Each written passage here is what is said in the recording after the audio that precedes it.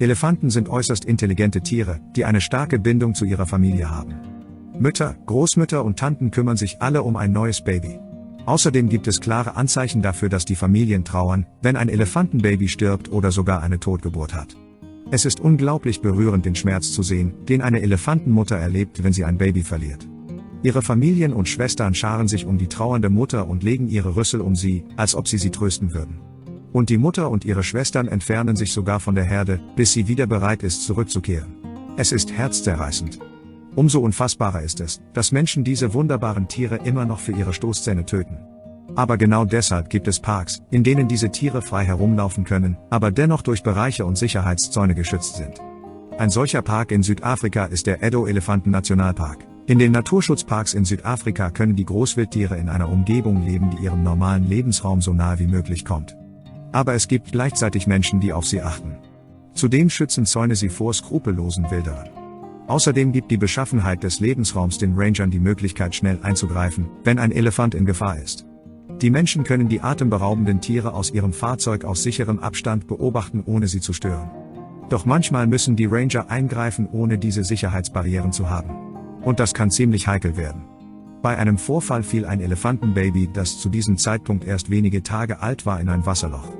Das Kalb war schon sehr schwer, aber gleichzeitig auch viel zu klein, um ohne Hilfe wieder herauszukommen.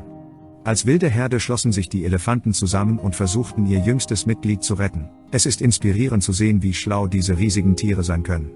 Sie besprühten die Seiten mit Wasser, um sie aufzuweichen, und stampften dann mit den Füßen auf den Rand. Sie hofften, dass sie den Rand des Dammes brechen könnten, um einen Ausweg für das Baby zu finden. Aber der Damm war ziemlich fest, und trotz all ihrer Bemühungen kamen sie nicht weiter.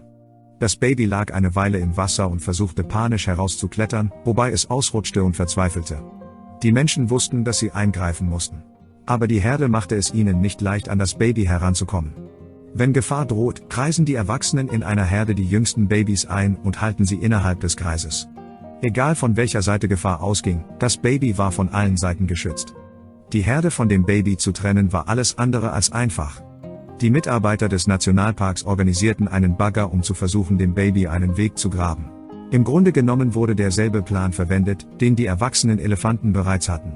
Theoretisch war das eine gute Idee, die eigentlich hätte funktionieren müssen. Sie brachten die riesige Maschine heran und näherten sich dem Damm. Doch als die Elefanten das große Gerät zu nahe kommen sahen, begannen sie unruhig zu werden. Ausgewachsene Elefanten riskieren ihr eigenes Leben, um ihre Babys gegen alle Widerstände zu schützen. Auch wenn die riesige Maschine für die Tiere ziemlich einschüchternd wirken musste, wollten sie ihr Baby vor der Bestie beschützen. Sobald das Fahrzeug zu nahe kam, umkreiste ein Elefant das kleine Baby und zog es weiter ins Wasser. Dort war das Wasser schon ziemlich tief, so dass es für das Kalb noch viel gefährlicher werden würde. Da es bereits sehr erschöpft und noch sehr jung war, würde es nicht mehr lange schwimmen können. Die Ranger verwarfen schnell diese Idee und entwickelten einen Plan B, einen, der dem Baby schnell helfen konnte, aber für die Menschen sehr gefährlich war. Mit ihren Fahrzeugen verjagten sie die erwachsenen Elefanten. Das war keine leichte Aufgabe, denn die Tiere würden alles versuchen, um zu dem Baby zu gelangen. Außerdem konnten sie die Fahrzeuge stürmen. Diese Dickhäuter sind dafür bekannt, dass sie Fahrzeuge, die sie verärgern oder ihnen in die Quere kommen, schwer beschädigen können. Nicht einmal der Aufenthalt im Fahrzeug war eine Garantie dafür, dass die Ranger völlig sicher waren. Sie hielten ihre Fahrzeuge zwischen der Herde und dem Baby. Es war gefährlich. Aber das Elefantenkalb tatsächlich aus dem Wasser zu holen, erforderte noch mehr Mut. Sobald die Elefanten weit genug entfernt waren, traten zwei Ranger in Aktion. Sie rannten zum Wasserloch und sprangen hinein. Wenn die Herde den Weg an den Fahrzeugen vorbei zurück zu dem Baby finden und die beiden Männer dabei erwischen würde, wie sie den kleinen Elefanten berührten, wäre das Spiel aus gewesen. Abgesehen davon ist es immer gefährlich, wenn man in einem Wildreservat unterwegs ist. Man erinnere sich, dass der Nationalpark nicht nur die Heimat von fast 700 Elefanten ist, sondern auch die Heimat der Big Five. Das sind die größten und mächtigsten Tiere Afrikas. Darunter fallen natürlich die Elefanten, aber auch der Löwe, der Leopard, der Büffel und das Nashorn. Der Park ist aber auch voll von anderen wilden und gefährlichen Tieren. Während sich die Männer voll und ganz auf die Rettung des Babys konzentrierten und der Rest der Ranger beschäftigt war, die Herde fernzuhalten, konnte sich jedes dieser Tiere an die Menschen heranschleichen und sie unvorbereitet erwischen. Aber dieses Risiko waren sie bereit einzugehen. Ein Ranger an der Wasserstelle schaffte es, den kleinen Elefanten einzufangen. Dies war keine leichte Aufgabe, denn in diesem Alter war das Kalb zwar nur so groß wie ein großer Hund, aber um einiges schwerer. Und mit der Hilfe eines weiteren Mannes am Ufer schoben und zogen die beiden Männer das Baby in Sicherheit.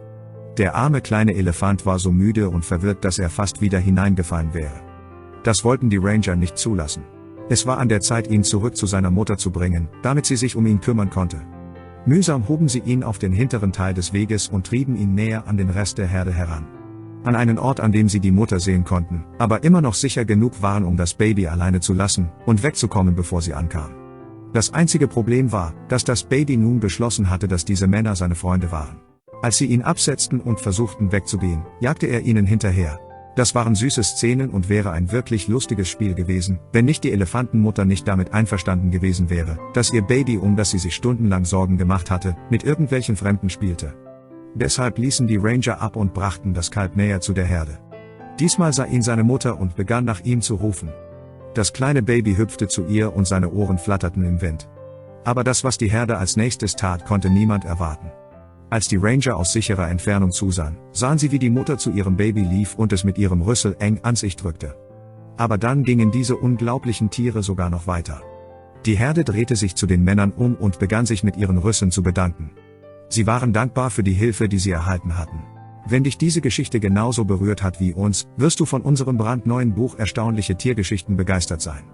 Erlebe 7 unvergessliche Geschichten zwischen Mensch und Tier, die dich von Anfang an fesseln werden. Klicke jetzt auf den Link in der Beschreibung und sichere dir ein Buch oder E-Book. Durch einen Kauf unterstützt du uns außerdem dabei, weiterhin wundervolle Tiergeschichten kostenlos zu teilen.